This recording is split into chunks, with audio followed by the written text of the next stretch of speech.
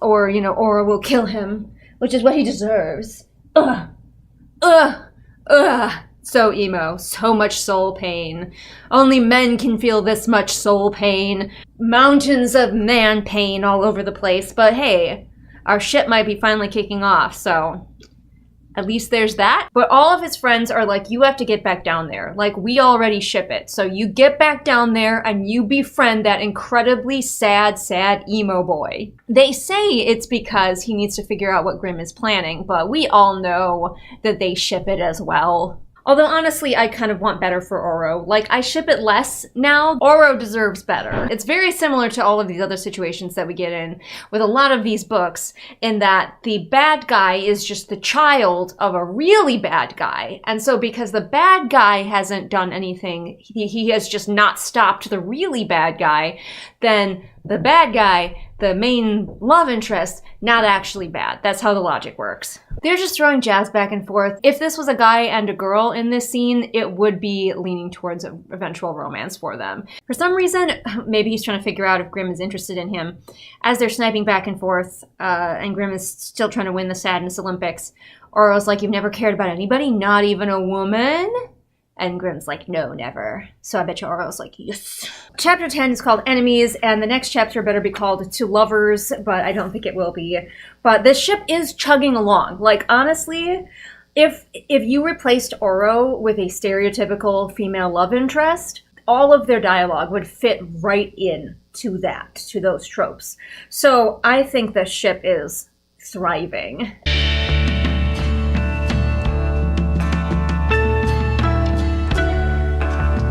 Which will probably, as I've mentioned, annoy the one homophobe who likes to comment on my videos. Hi again! And of course, on the way down to the beach, all Oro can think about is Grimm. It's so romantic. He's thinking about how Grimm never had a mommy to love him, and how Oro got to experience a mother's love, but Grimm didn't. And poor Grimm, because Oro's like, if I had never experienced that, what kind of person would I be? The next chapter is not called Lovers, it's called Villains. Disappointing. I'm crossing off Grimm and Oro have chemistry, because now that they've finally been together, yes, the chemistry is chemistrying. Really missed a chance here to cement Enya as a queer woman, because she asks Oro when he's going to get married, because she's sick of people assuming that they're together, and she's like, if women aren't staring at you, they're glaring at me. And I really wanted her to be like, and I really want the women to be staring at me. You know? Like, let the girly like the girlies on the page. We also have Oro has never felt romantic attraction until Isla, so we get that one double crossed off. Because he glances around to see if there are any women he finds attractive in this bar, and no. He's like, I can objectively understand that the girl I'm looking at is pretty, but I don't actually feel like any romantic attraction to her.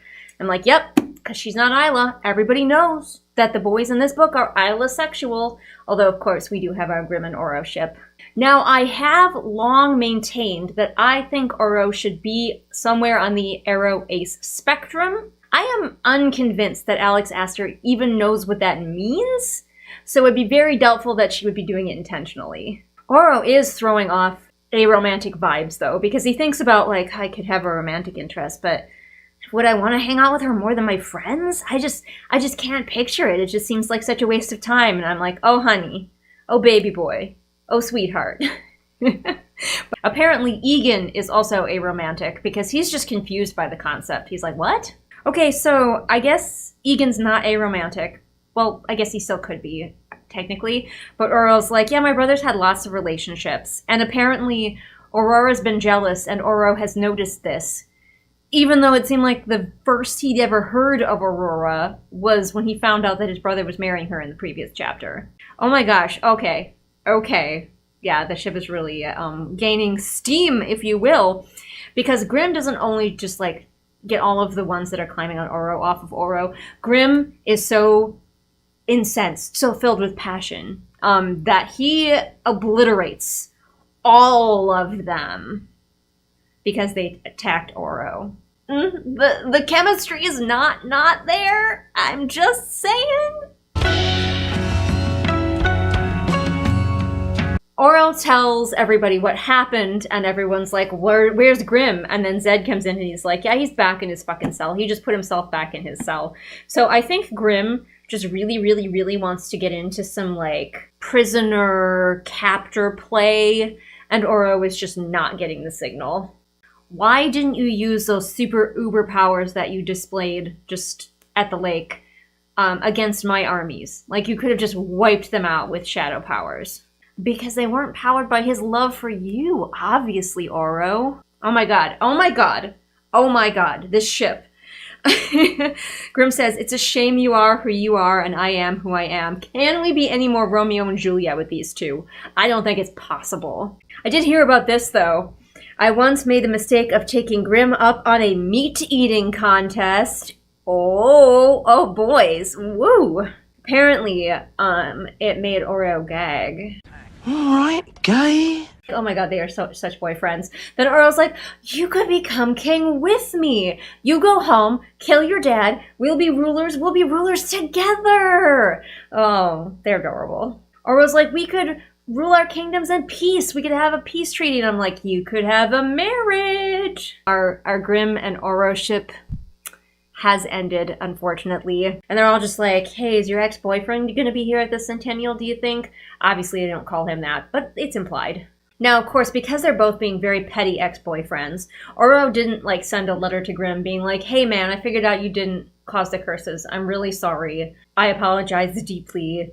Will you come help us try and solve this? No, he's not gonna do that. He's just gonna be like, hey, Grimm, you should come to Centennials, but no apology whatsoever. Don't be stupid. Oh my gosh, they are such ex-boyfriends. So he says, weak stomach, Grimshaw. And then Grimm says, we all have our weaknesses, Oro. I'm counting on them. Oh, my goodness, boys.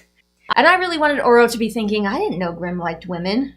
After that time we spent together, I assumed. Her lesbian guardians just didn't tell her that she had powers, or told her that she didn't have powers, and so she just believed them. But no, she's just covered in shade maid. But he sees Isla leaving with Grimm, so he's, of course, like, that stupid Grimm. Always dating her, not me.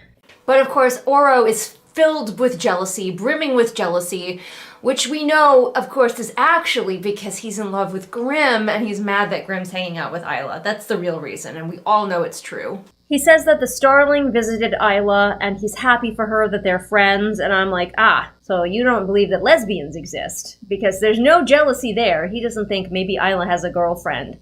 He naturally assumes that Isla's, like, base state is straightness, not even bisexual, you know? He doesn't even consider that. He's like, good, she has a friend. Two gals being pals.